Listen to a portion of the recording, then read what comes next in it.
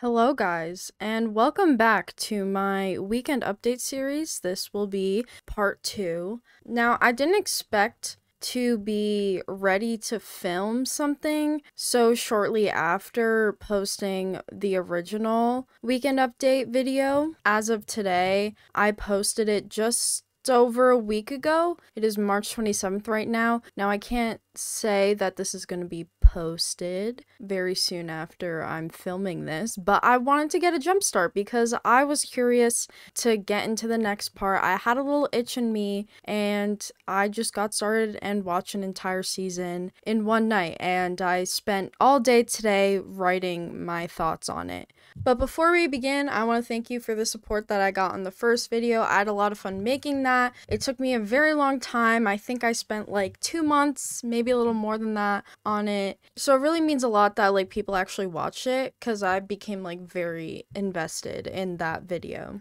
And now here we are, part 2. I've decided I'll be covering seasons 6 through 9. Okay, so little update. I've decided I'm only gonna make this video on season 6 because of how much of a mess the season is, and I think this is probably good enough for a standalone video because I genuinely don't know how to mesh this with the other seasons. So this will not contain seasons 7 through 9. This is just season 6 for the mess it was. So, welcome to SNL's new era. Now, don't clap. No, this is not a good thing. Now, I don't know when the dark ages of SNL is considered to be, though I have a feeling that this might be it. I think I might have hit the dark ages, but we're in the 80s now. I want to wear a funky little striped shirt. I always say like, oh, I feel kind of 80s, and they're like, oh, that's the 90s. Like, you're dumb. You dumb zoomer. Like, I just wanted to wear something a little more casual and simple than I did in the last one, because in the last one I wore a button up. And I felt that, we're entering the 80s. We're entering a more casual, fun time. I hope. I can say that I know a lot less about this era than I do about the era before. Now, I can't really tell you why, because I feel like a lot of iconic stuff did come from the 80s era of SNL, though Eddie Murphy, I also grew up with a lot, but out of like this decade, I don't really know the other people who are involved in the show that well, especially during these seasons. So we are entering the 80s, which, if you remember, is the Al Franken decade. Al Franken. Though I don't think that really makes too big of a comeback. Even though I love the Al Franken stuff, he shows up once in season 6 and then I think we don't see him again. So, sorry, Ali Franken is not making a comeback, but I'm excited to be in the 80s, I think. Let's enter the Reagan era. And I hope you enjoyed this video, and leave a like and a comment and subscribe, whatever you feel like doing. Maybe you've just watched this video and you never see me again. Now, I don't know why you'd watch a part 2. Maybe for some reason you just care about this era of SNL but not the original era. I don't know. But I'm happy you're here, and I'm so happy to be filming this. I love doing this, and I think this should be pretty quick. Should go a lot smoother, come out maybe a bit better than my last one, and maybe a bit faster too, because I've gotten a bit used to the format after going through the process once. I think it's only up from here, and you might be seeing me get through these pretty fast. The majority of the work is going through the clips and having like the ADHD brain sit down and actually watch shit. But I watched a whole season in one day, so we will have to see. So, welcome to the beginning of the 80s. We are entering season 6. We ended our last video right at the beginning of 1880 and during the peak of a presidential election. Now, if you've learned anything from me from watching my videos, this is great content for me. I was so excited to see content about the 1980 presidential election. And you'd think that's what I got, right? No. This season starts right after Reagan got elected, so there's absolutely no fun in the election. So that was a bummer. is this cast full of people from my childhood that I really like and fill me with nostalgia? No, not really. The only notable people are Eddie Murphy, Gilbert Gottfried, and Charles Rocket, who I only recognized because I looked at what movies he was in on IMDb. Otherwise, I would not have recognized him. So yeah, I didn't go into this season very excited. So the general vibe of Weekend Update this season, the vibe. Yeah, it's bad. He now says abortion should be legalized, but only if doctors have determined the fetus to be female.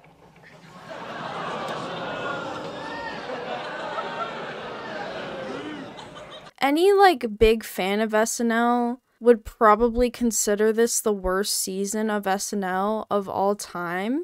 I didn't know this when I first started watching this season, but I saw very fast that there was something whack going on and immediately looked into it and what people had to say about it. So I wouldn't know if this actually is the worst season of SNL because I obviously haven't watched enough of the rest of the seasons to say. But what I've watched so far, this one is definitely the worst. It's pretty terrible. Cadillac dog food myself. Man, I think a little bit now. I kind of go crazy when I'm around this stuff.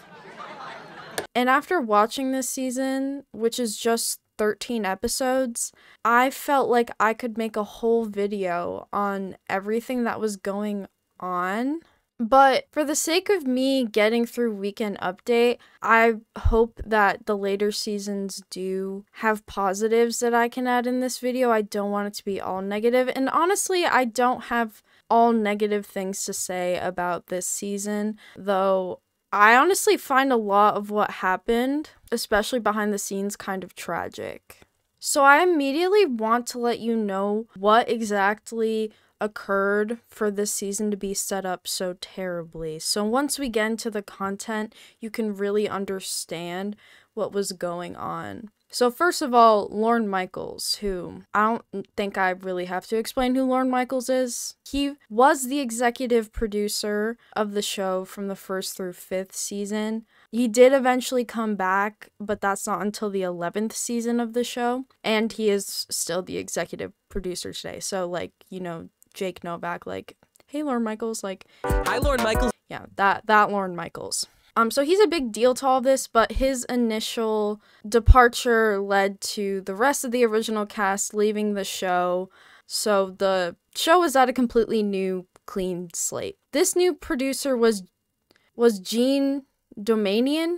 Hold on, let me check how her name is said. How the fuck do I say it? Jean Domanian. Jean Domanian? Okay. So Jean Domanian.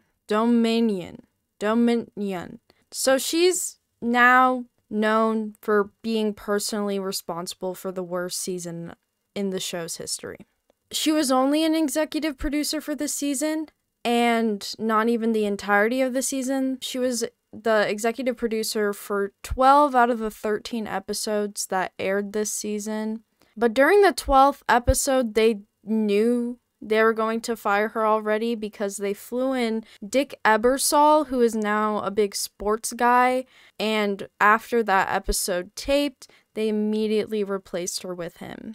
But before that, the thing that broke the already thin ice occurred in the 11th episode of the season, where Charles Rocket, who we will get into because he is the anchor this season, broke a no-no rule during a skit. He famously said fuck twice in one episode. Crazy, I know. Though he claimed the second one was a slip-up that he said under his breath. This was a huge controversy and landed many people in the show in hot water. Personally, I find a lot of it undeserved. I think the only one who really deserved to be fired was Domanian, but we'll get into that. So most of the cast of the season were fired along with Domanian, as the new executive producer, Dick Ebersol, wanted to wipe the show completely clean once it was in his control. Charles Rocket was seen as too close to a Dominion. Some people say they were, seen as attached at the hip. So he was let go without a thought. The other people let go were Gilbert Gottfried, Anne Risley, and Gail Matthias, along with other cast members who I won't mention because they don't really come up. The other reason Ebersol let most of the cast go because he thought that they were extremely unfunny. Dick, Mr. Humor, Ebersol. And that is what he said. He was very harsh. Now, I do have mixed feelings on him saying this, and yes, duh, because of Gilbert Gottfried. Surprise! Let's take a conservative look at a so-called poor person. I could easily say that everyone that was fired was unfunny except for him, but we will never really know. Gottfried got lucky because he is so talented and his voice is so unique. He was able to find his place in, acting.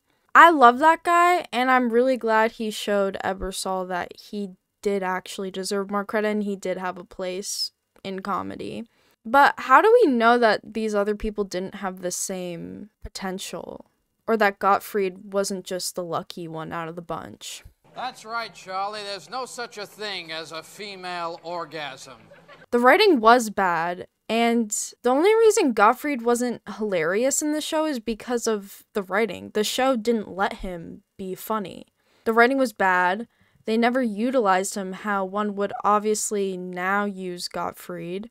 Maybe the other actors were unfunny, but I don't want to just give credit to Gottfried and not anyone else just because they didn't end up being successful like he was. So I'm only left to wonder what if these other castmates would be up to if, they didn't get screwed over by terrible writing or Ebersol didn't just fire them. Maybe they just never got the second chance that Gottfried got. And honestly, I think that's kind of sad. So the only two cast members of the season that were kept beyond season 6 were Eddie Murphy and Joe Piscopo. Obviously, Eddie Murphy is a huge star and does become very important to the show in later seasons. Unfortunately, I'm not going to get to him too much in this season because he only has a few cameos which are just mildly funny, and I'd rather spend more time on him down the road. And Joe Piscopo. Oh boy. He didn't do anything particularly bad while on the show, but I read up on what he's up to now. Yeah, we have some tea for later. So, before I get into the content of the main episodes of this season, I want to talk about the last episode, which kind of capped off everything that was bad about this season. There was a month gap between episode 12 and episode 13 because that is when the change from Dominion to Ebersol happened. He wanted to take a month to recover the show from the state that it was in. But in that episode, Chevy Chase does come back. He's in the original Weekend Update setup with the same background and everything. I think just a firm and gentle tug on the string, and Good evening, I'm Chevy Chase, and you still aren't. So this is actually the longest Weekend Update segment of all time. So this is because Al Franken does appear at the end, and that is to clear his name and to make sure that it was very clear that he was not involved in any of the terrible writing. Now, during the past 6 months, I have suffered countless instances of personal embarrassment. Well, I'm here tonight to set the record straight. I am not involved in any way with the new Saturday Night Live. I think he's a bit harsh on Dominion, but I understand the amount of frustration he was having in being associated with something that was just being relentlessly crapped on. Now, I don't want to be cruel to Gene because it might make you think less of me, Al Franken. Anyway, it took NBC 12 shows to figure out their horrendous mistake. Now, the show's going to be a little better. No English-speaking person could do a worse job than Gene. Put SNL to sleep. 30 Rockefeller Plaza, New York, New York, 10020. Let's put this show out of its misery. So I understand why he was so passionately angry. Yeah, I feel like he was a bit harsh. If you saw my analysis of the first season, Chevy's segment is about the same as it was in those.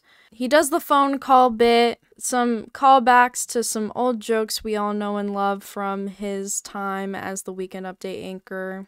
He does do a Francisco Franco joke. He's still dead, so we did win with that. Then Chevy left, and the show, of course, got even better. At the end of Weekend Update, Al Franken mentions that he will be hosting an episode next week. Now, this episode actually never aired. This is the last episode of this season. And apparently, Ebersol ended up canceling it because he thought that Franken's writing was not funny. I know Dick, and I can tell you that he doesn't know Dick. Now, considering the comments that Franken had made about Domanion just a bit earlier, it's a bit ironic that he was shitting on bad writing, then got a whole show canceled because of bad writing. But you know, I'm an Al Franken fan still. I'm rocking with Al Franken, so I do kind of feel bad we never got to see that, because maybe it wasn't so bad. Maybe Ebersol is just harsh. So now let's get into the 12 main episodes that were under Domanion's control this season. So the main anchor is Charles Rocket, and though he doesn't quite shine on SNL, I actually have quite a lot of good things to say about him. I'm going to summarize his career pretty quickly, but I felt like I wanted to give him a bit of credit for, you know, the career he did end up having. So I know you're probably like, who the hell is this guy? Like, who the fuck is Charles Rocket? But I'm gonna show you pictures and tell you his roles, and you're gonna be like, oh, this guy, you know? My moment of, oh, this guy, he was Nicholas Andre, who was one of the antagonists in Dumb and Dumber. He's like the mastermind behind the kidnapping. Dumb and Dumber is a comedy I spent a lot of time watching growing up. I recognized him from that. So you might recognize him from that, or you might recognize him as Dave Dennison in Hocus Pocus, who was the father in Hocus Pocus. So you might recognize him from that. So I don't recognize any of the other movies that I found in his Google search, but I definitely recommend you checking, because you might recognize him from more than you think you do. Sadly, I also found out that he did take his own life suddenly in 2005, which is really unfortunate. I'm not sure about the complex details of his life, but from what I can see, he was a pretty normal guy. I didn't find any controversies or outrage besides him saying fuck twice, which is like not bad. That's like not that terrible compared to some other things that people in Hollywood have done. So he has his own segment this season that I did want to include because it's kind of related to Weekend Update, and honestly the content in Weekend Update is not that interesting, so I felt that including this made sense, and it's a bit fun. I think this is a fun segment. I wanted to give a bit of credit to things I did think were fun, and, you know, maybe didn't get the chance to be great, but we're good. This segment's called The Rocket Report, which is kind of this outfield journalist style that Charles Rocket does. So it's kind of a mix of a man on the street type of interviewer and Borat, because like he's not quite playing a character, but like he is, and it's like kind of like it's goofy, it's like skits, but also like out in real life with real people. It's fun. I think this is a good segment. It's honestly better than any of the Weekend Updates this season, to be completely honest. I had more fun watching these than I did watching the Weekend Update. So this segment is actually in 9 out of the 13 episodes this season. So it does show up quite a lot, and all of them except for one are him doing different explorations or spotlights on places in New York. Originally, I thought this segment was going to be another thing that was trash because the first one was not very good. It was kind of stupid, He was at John Lennon and Yoko Ono's apartment asking the trash man if he has seen anything or if he knows any details about their upcoming album. The guy obviously says no, and Rocket continues to look through their trash to find details on the new album. And then the next episode, they have an interview with a fake John Lennon and Yoko Ono. I have no idea who's playing them. It's people doing impressions of them, but honestly, I have no idea who the fuck it is, to be honest. Yoko is just loco about my cocoa. I was expecting it to get racist. I'm gonna be honest, I was like, oh no. Oh no, there's no way they could do Yoko Ono without being racist. But I think it was fine. Like, it wasn't funny, but they only really made fun of her accent and her eccentric personality. I mean, I'm white, so you can be the judge of that, but I think it's just not funny, but it's not, like, problematic, I don't think. It's pushing it. So it does get better after that. The next episodes are pretty fun. Most of them are him exploring different parts of New York City. He talks to strangers on Fifth Avenue. An interesting person right here. Hello, ma'am. Could we talk to you just for a second? No, doesn't want to talk to us. Well, not everyone's friendly. He frames everyone on a ferry to Staten Island as chronic sex havers. Well, how much sex did you have today, then? Well, probably, let me see, there's bukus of sex. Buku. He explores the subway. They have lots of stereo equipment. They must be a gang of thieves, I guess. Are you thieves, then? And he investigates crime in Central Park.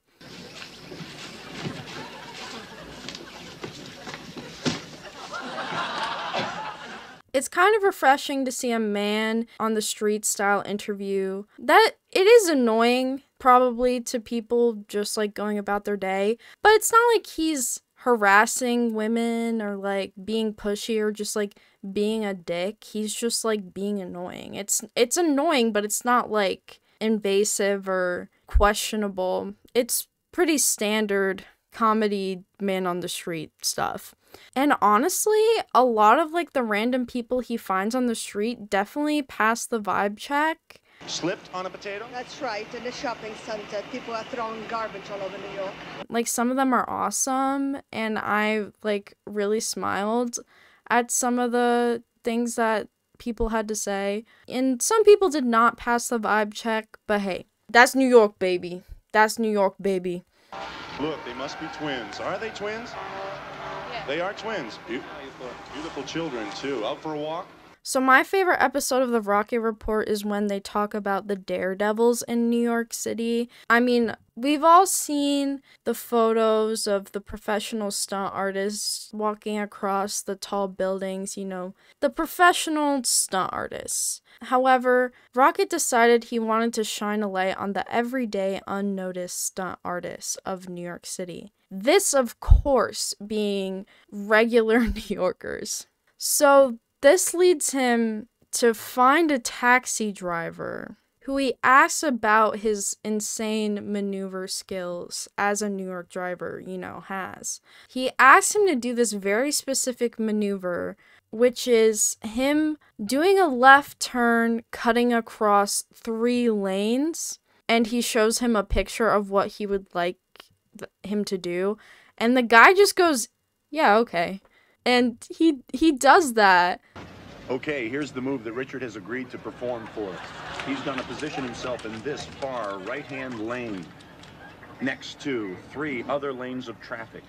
His move, make that left-hand turn this way, cutting across in front of 1, 2, 3 lanes of opposing traffic. Here he goes. So he looks around, actually cutting through right across in front of the traffic, and now down. And you ran the light, didn't you, Rick? I ran the light. And not only does he do that, he runs a red light too. Like, what a legend. Like, props to that guy. He was so chill. I hope they tipped him well, you know? So the only one that is in New York is in episode 8, which takes place in DC right after Reagan is first inaugurated.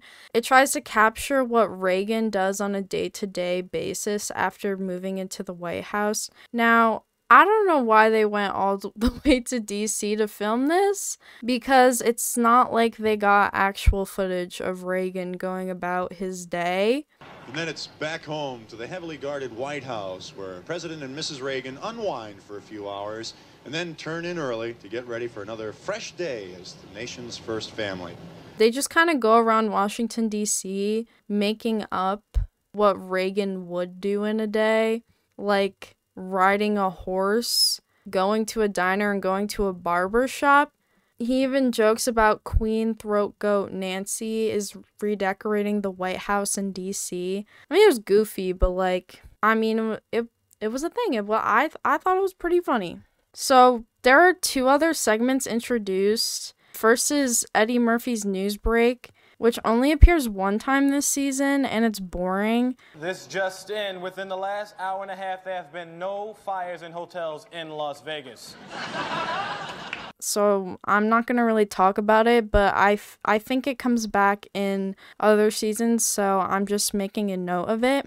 And then there's this one segment called Newsline in episode 12, because I was trying to find the weekend update in episode 12 and it just wasn't there, but I'll get into why that is. But it's just like this painfully weird man talking about science, and he's like describing different types of DNA. As most of us know, DNA is the basic building block of life. Also, DNA is the master molecule of life. It's really great. In its simplest form, DNA looks like a double helix. Here's a photo of DNA molecule sitting up straight. Here's some fat DNA. There's some DNA hiding in spaghetti. Here's DNA sitting on a picket fence. DNA following a fish. Have a nice day, DNA. Not very funny, doesn't really matter, we can move on. Just wanted to make a note. So Charles hates Ronald Reagan, and he makes it very clear. He gets very passionately angry in quite a few Weekend Update segments. I'll slash, I'll cut, I'll chop, welfare, Medicare, fresh air, I'll give lowest funding possible on all social service. My new budget is going to be insane. Reagan definitely carries a majority of the jokes in this segment, which, makes sense because it's Reagan. So immediately into Reagan's term, his goal was budget cuts. Now I'm going to get into the politics of this because this is something they criticize throughout the season, which rightfully so. So you see many conservative politicians running on eliminating unnecessary spending. A lot of the times this is in the quest of eliminating national debt. So I can tell you right now that no, Reagan did not decrease the national debt. In fact, the last president to decrease national debt was Calvin Coolidge, who was president from 1923 to 1929. So Reagan cut spending on things like food stamps, public housing, and other social safety nets for basically nothing. And, anyone who runs on cutting national debt is a liar and just hates poor people. Fun fact. The first joke of the season was, back-to-back Reagan immediately. So they joke about his campaign promise to hire a black cabinet member. Late tonight, President-elect Reagan announced that he intends to keep at least one of his campaign promises and will appoint a black to his cabinet. The new administration's Secretary of Defense is to be Shirley Temple Black. Because, you see, the joke is, she's not actually black. It's just, her name, and he's just, racist.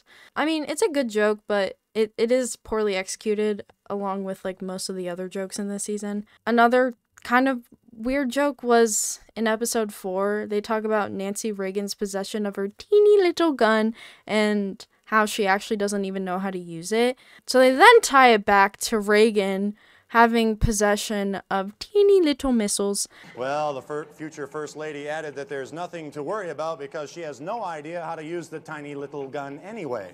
And in a related story, President-elect Reagan, responding to fears that he might overreact in an international incident, said he would use only teeny little missiles. And there's nothing to worry about, said the future commander-in-chief, because he has no idea how to use the teeny little missiles. A stretch, but I'll take it.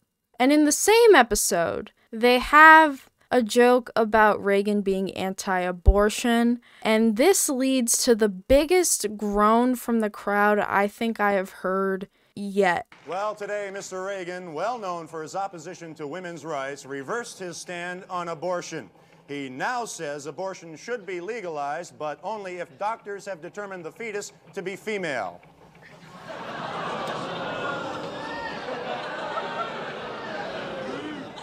They groaned pretty loud. They're like, oh, well, that's bad, bruh. That's bad.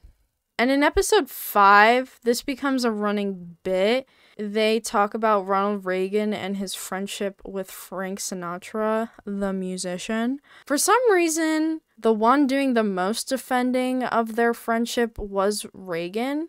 Personally, when I heard that, I was wondering why Sinatra was friends with Reagan. But whatever. This was particularly controversial because of Sinatra's alleged ties to organized crime, which, fair. That's a fair thing to question a president on. They talk about this relationship a lot, however, it's not really that funny.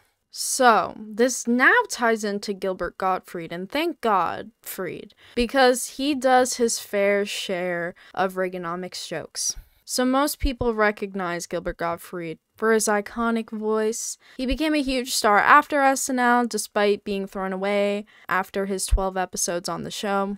He was the voice of Iago in Aladdin. He starred in Problem Child, A Million Ways to Die in the West, and is most importantly known for his incredible stand-up comedy. And unfortunately, he died last year in April, and I remember when he died and feeling like really sad. I have memories around the pandemic on TikTok because he would interact a lot with fans and he would take suggestions of what to say in Iago's voice from comments. It was quite great.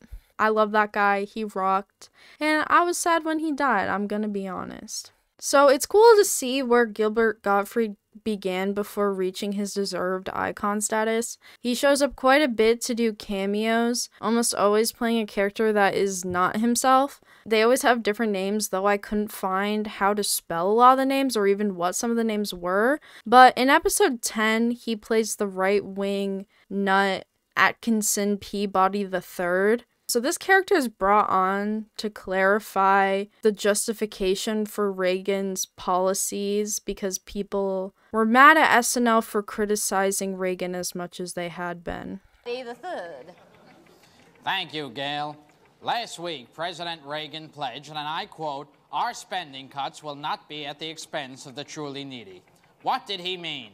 He meant nobody wants to help the genuinely poor more than he does. But the truth is, there are no poor people in this country. Surprise, let's take a conservative look at a so-called poor person. So obviously this isn't actually them accepting a conservative perspective. It is just them making fun of them, which has the potential to be cringy. But I think Gottfried pulls it off. Not quite as well as Dan Aykroyd pulled off being a conservative, but I think it's still pretty accurate. Weekend Update goes very wrong with the cameos this season. I don't think they're particularly bad. In fact, they are a highlight in a dark alleyway. But the anchors do fail to interact with them. They kind of just introduce people for them to talk and then immediately go back to reading headlines. It makes the segment feel stale. The actors have no chemistry or fun with each other. It just leads to a kind of uncomfortable vibe. So Gottfried has a few more characters in this season. Some were mid, to be completely honest, so I'm just going to mention the ones that did make me laugh. David A. Stockman was pretty great. He offered a solution to combating crime by offering food stamps to people who stop it, called Catch a Crook, Eat a Meal. How does it work? It's simple. If you qualify as a nearly needy person, you can hunt down wanted criminals and turn them in for food stamps. And obviously I found this funny because it is definitely realistic to the morals and actions of the Reagan administration even early on. So one of my favorites was a character he played called Calvin Zuko, who was a doctor that claimed the female orgasm was not real. Let's face it, I've been with a lot of women, and not one of them has had an orgasm. Doesn't that tell you something? And afterwards, they all tell me the same thing. They say, hey, I didn't enjoy that at all.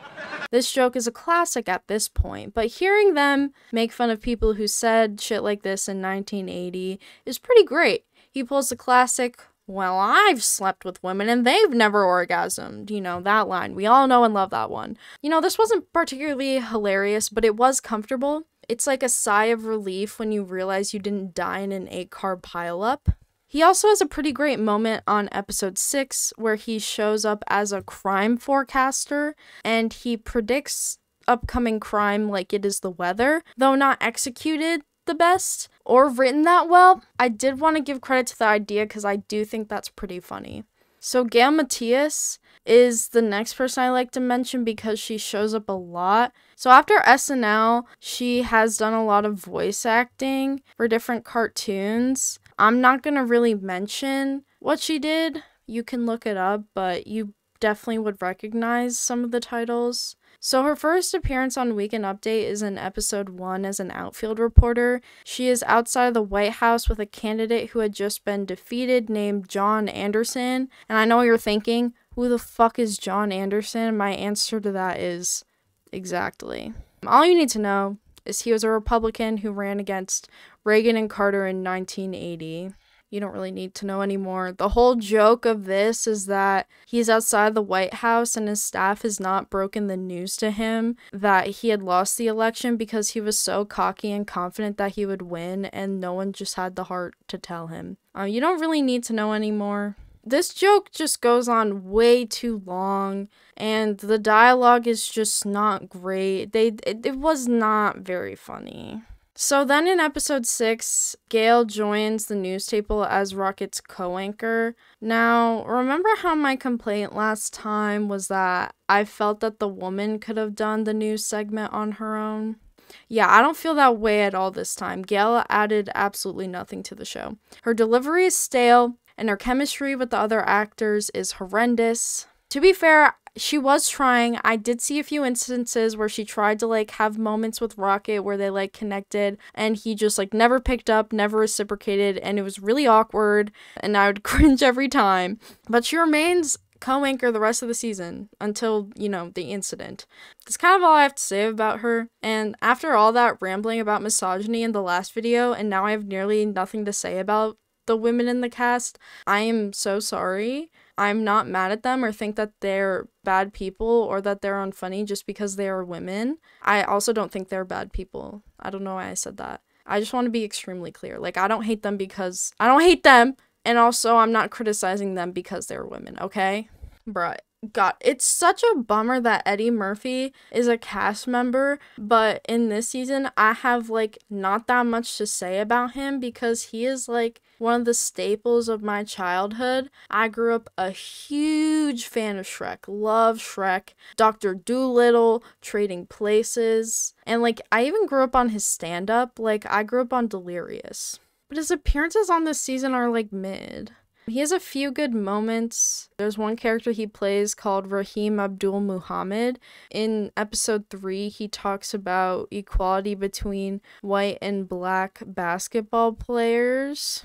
Now it's 1980. We on welfare, and by the end of next year, y'all gonna be on welfare too.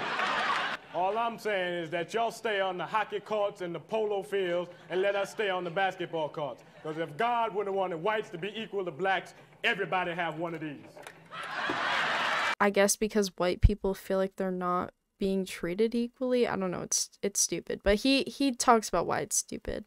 He also gives a review of Stir Crazy, which is a movie starring Richard Pryor and Gene Wilder, a movie that I actually like a good amount. So this is in episode 13. So his review is negative, but he criticizes the movie for things that didn't at all happen in the movie. So I was kind of confused, like, what the point was. I guess the point was that he was criticizing things that didn't happen in the movie. I don't know.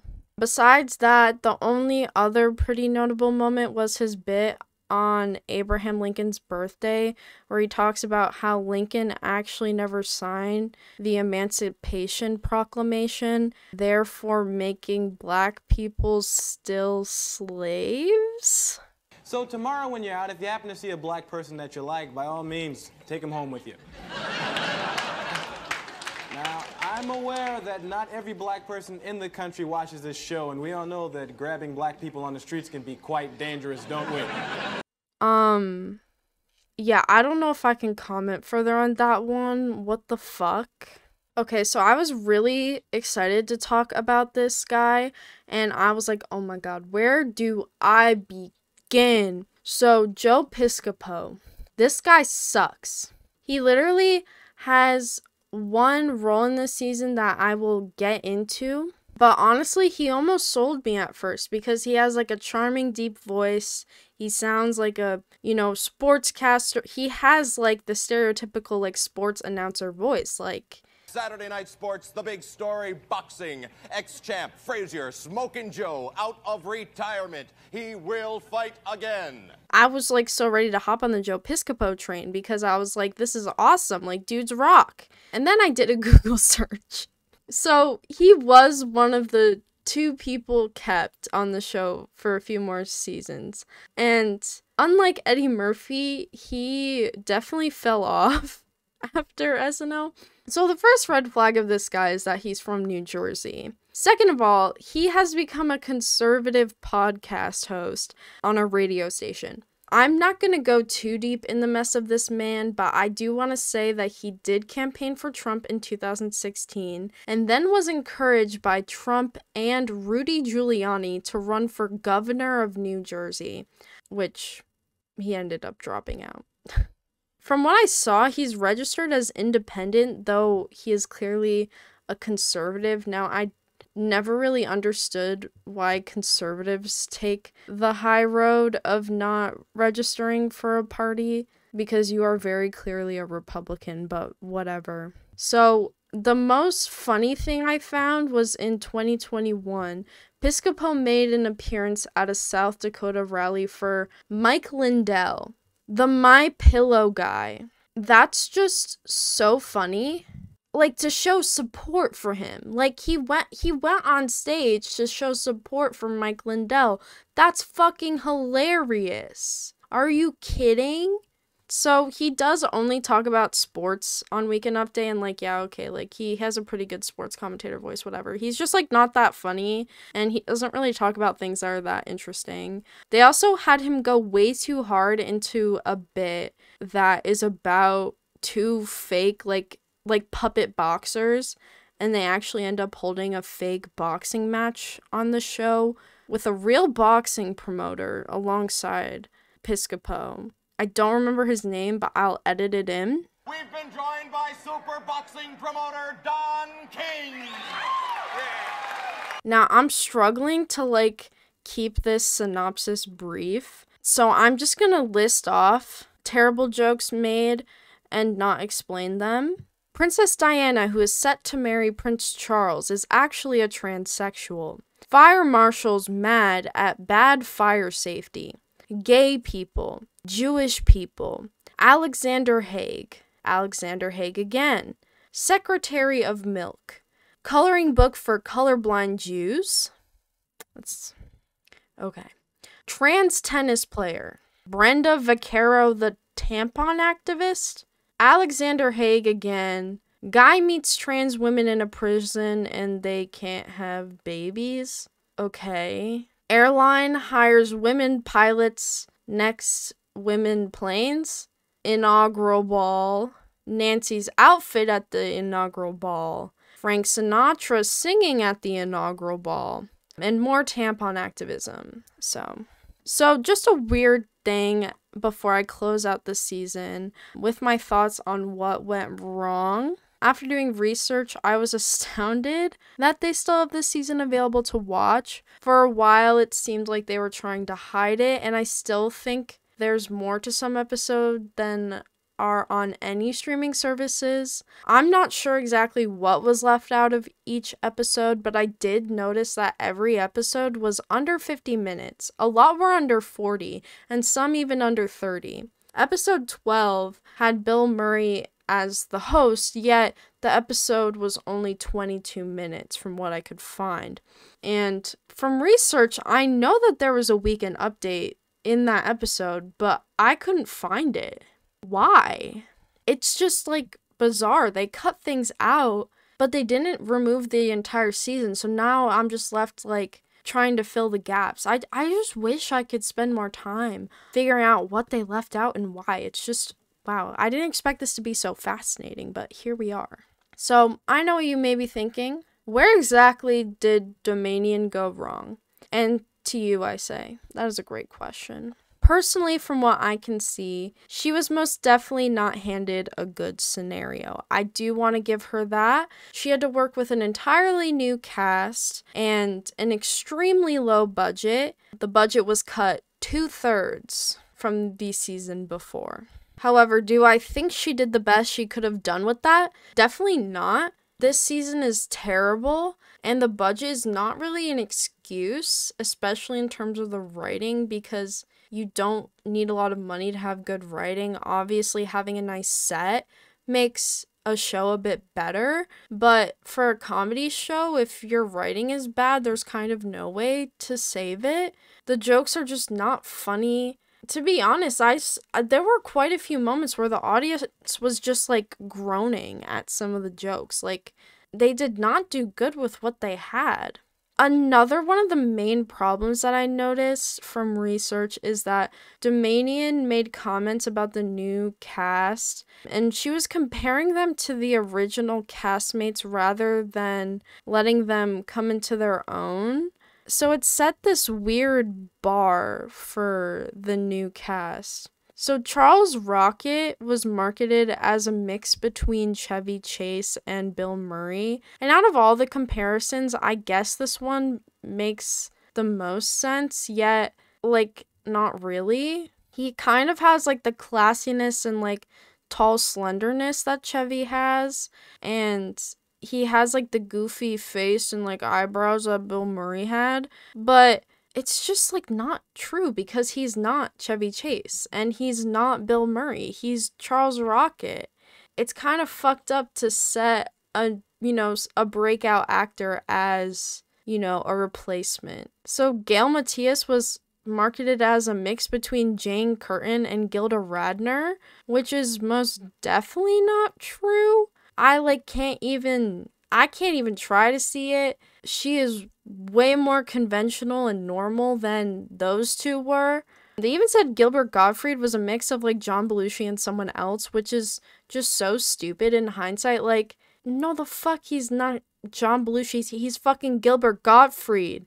I don't know why they felt the need to compare the new cast to the old cast to justify it.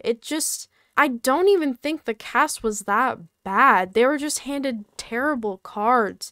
You combine terrible writing with new actors marketed to be like the old, you of course get a train wreck. People miss the old cast, and the bad writing made it seem like it was the new cast's fault. I wish the scrutiny went to people who are in control and who reap the benefits of the entertainment industry rather than, artists and performers. And I don't think that's a hot take, or at least it shouldn't be a hot take. That is the train wreck that is season 6. There's probably more I could say, but for the sake of me getting this done, I'm going to wrap up my thoughts on that season there. Good night, and watch out, and I'll see you in season 7. Good night, and watch out.